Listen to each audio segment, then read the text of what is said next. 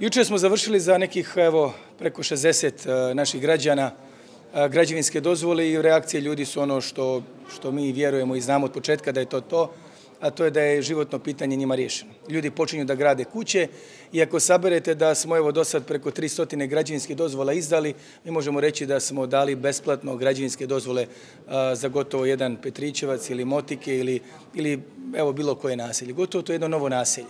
Prema tome, mi danas možemo reći da za 4,5-5 godina koliko sprovodimo sve naše politike, broj kuća koji smo legalizovali, ako saberete da je to gotovo 8.000 domaćinstava plus 300 građevinskih dozvola koje smo dali besplatno, to je, znate, možda 4-5 naših naselja kada se saberu koji smo dali našim građanima da budu legalni, da budu u skladu sa pravnim normativima naše Republike Srpske i kada sve to saberete, 8.000 naših ukućana, da Bože hvala u kući živi 4, 5, 6 ljudi, nekad su tu baka i deka, nekad na 2 sprata ili na jednom spratu žive baka i deka, gore roditelji sa djecom, to shvatite da je oko 30.000 naših građana, 30.000 je ogroman broj. To znači da ljudi više nemaju to pitanje gdje sutra da prenoće, da li će to sutra biti njihova kuća ili neće biti. Mi rešavamo životna pitanja. Drugi se bave kako da neke stvari sabotiraju, kako da odvrnu negdje ventil, kako da se pohvali negdje zašto na nekom dijelu grada možda potencijalno nema vode, iako je vodosnabdijevanje uredno. Bave se tim kako da ne daju mladim ljudima besplatno plac, iako smo sve pripremili pravno. Onda imate situaciju da oni kažu, pa vidite, to nije odluka o besplatnim placevima, nego piše cijena koštanja.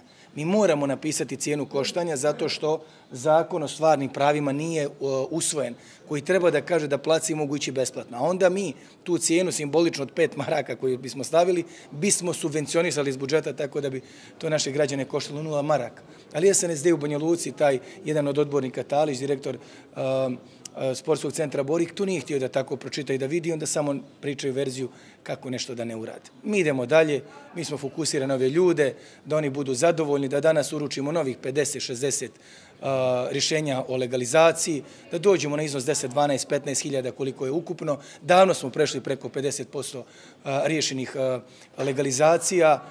Kada sve to saberete, shvatite da ovo nije riješeno pitanje preko 30 godina, da smo u ovom prvom mandatu za 4 godine, evo sada 5. godina, mi riješili pitanje koje niko nije 30 godina, kao i samo centralno spomen obilježje. Mi smo na to fokusirani, volimo naše ljude, želimo da ostaju u Republici Srpskoj, trudimo se svaki dan da pokažemo tu devizu, da nije samo neka deviza ili parola, nego zaista istina da je Banja Luka prijatelj, Banja Luka je porodica, Banja Luka je čovjek svakom čovjeku, otvaramo vrata, radimo i više od onog što možemo i evo, reakcije ljudi i su podršku koju imamo govori da kreiramo dobre politike. Ono što nismo uspjeli ne zato što mi ne možemo, nego zato što nam te tamo nesrećne političke ruke u Skupštini grada to ne dozvoljavaju. Ali nas to ne obeshrabruje, mi radimo dalje. Vidjeli se i znate da ovo nije izborna godina, ali evo mi danas dijelimo rješenja, naredne sedmice ide za oko 700-800 penzionera i dalje prevoz. Mi nastavljamo s tim, juče je bilo rješenja za građevinske dozvole, znači izborna, neizborna, mi radimo pun gas za naš narod i građane.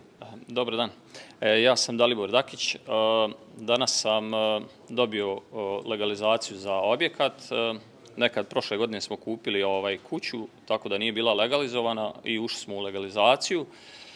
Sve pohvale za grad, za gradonačelnika, prvenstveno zato što je, ajmo reći da smo uštedili neki novac samom legalizacijom, a još bih naglasio da sama legalizacija nije dugo trajala, možda nekih 20 dana sa svim pribavljanjem papira, tako da to je neki veliki plus sa moje strane što se nije baš dugo čekalo.